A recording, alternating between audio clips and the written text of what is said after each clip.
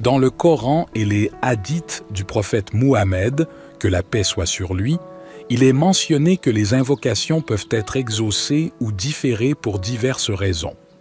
Voici quelques raisons possibles pour lesquelles Allah peut ne pas répondre immédiatement à des invocations. La sagesse d'Allah. Allah, en sa sagesse infinie, peut choisir de différer la réponse à une invocation pour une période ultérieure, car il connaît ce qui est le mieux pour ses serviteurs. Ce délai peut être une épreuve de patience ou une occasion de purification et de croissance spirituelle. L'épreuve est la miséricorde. Allah peut permettre une difficulté ou une épreuve dans la vie d'une personne en réponse à son invocation. Cela peut servir de moyen de purification des péchés, de renforcement de la foi et de rapprochement d'Allah. L'épreuve peut être une miséricorde déguisée pour la personne, même si elle peut ne pas le réaliser sur le moment. L'inadéquation de la demande. Parfois, nos invocations peuvent être basées sur des désirs égoïstes ou des souhaits qui ne sont pas dans notre meilleur intérêt à long terme. Allah, dans sa sagesse, peut ne pas répondre à de telles demandes qui pourraient nous nuire. Les péchés et la négligence. Si une personne persiste dans le péché, l'injustice ou la négligence de ses devoirs religieux, cela peut affecter l'acceptation de ses invocations. Il est important de rectifier notre comportement et de nous repentir sincèrement de nos péchés pour que nos invocations soient plus susceptibles d'être acceptées. Les conditions de l'invocation. L'invocation doit être faite avec sincérité, humilité, certitude et concentration. Si ces conditions ne sont pas remplies, la réponse d'Allah peut être retardée. Il est essentiel de se rappeler que la volonté d'Allah est souveraine et que sa réponse peut être au-delà de notre compréhension.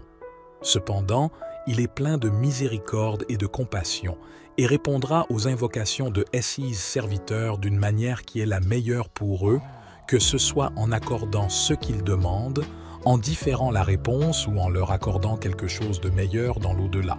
Voici les conseils généraux pour invoquer Allah et augmenter les chances que vos invocations soient acceptées.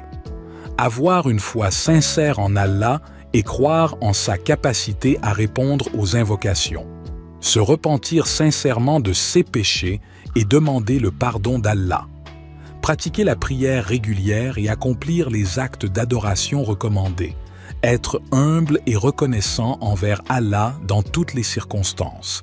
Éviter les péchés et les comportements répréhensibles.